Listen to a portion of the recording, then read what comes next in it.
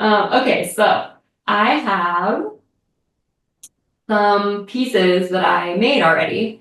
Um, because I really, before I decorate, I need these things to be refined. I need them to be like a proper leather hard. Otherwise, the decoration is going to take far too long. And I also want to be able to handle them and have them keep their shape and everything. And you'll see like now I put that coil in, I've backfilled, I've really like smoothed out the sides. This one I even pre-applied some stencils. That's just because of the time constraint, but I'm going to show you how I put stencils on the other parts. Um, and the paper that I'm using is a tree-free paper. I think on one of the handouts I called it the old name Tree Zero, but Caitlin has a link for you. I think it's an Amazon link. I buy it locally at FedEx, and you can just buy a ream that way, and it's much less expensive. So you might check your local FedEx and see if that's an option.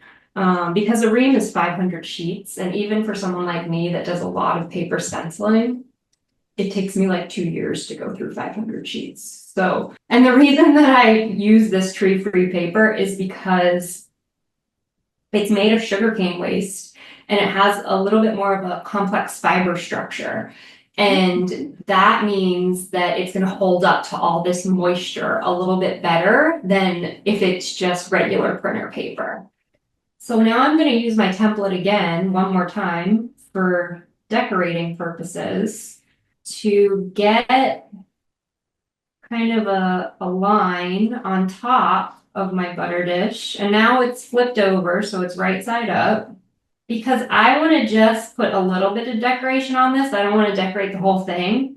And I want it to kind of mirror the foot ring. And that's just like a nice design element. Eventually I think, well, you could get to a point with your decoration where you're thinking about how you're going to decorate while you're making or while you're constructing. That can be very difficult when you're first designing a form. And so you might not think about that right now, but it's always good to kind of keep growing and progressing as an artist. And at this point, as I am making something, as I'm throwing it, as I'm hand building it, I am like internally having this conversation of how I'm going to decorate. And then I can also use my template. So this is a paper stencil that I cut on my die cutter. It's just a bunch of little dots.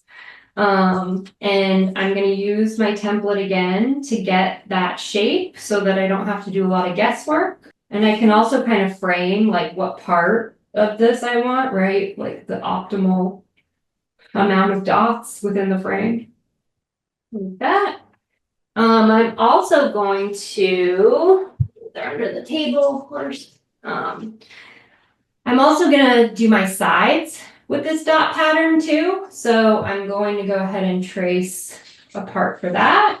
So I cut out my side stencils. I actually laminate this paper together to get it to cut through the die cutter because it is too thin, it will tear. And so I just cut 2 for 1, but now I want to delaminate it before I put it on my sides. And that's just the paper. The die cutter will cut like Tyvek and thicker materials fine. And so just so you see that again, this is 2 sheets of paper. And so I just use that tree-free paper and 3M's repositionable adhesive. And I laminate a bunch of these sheets and then I have them ready to go when I want to print. Okay, so you want to get some clean to clean-ish water. This is fine. It does have a little clay, but the clay is settled in the bottom for the most part. And I'm going to go ahead and just dip the whole stencil in, and then kind of lightly wring it out with my fingers like that. And then go ahead and place it within those lines.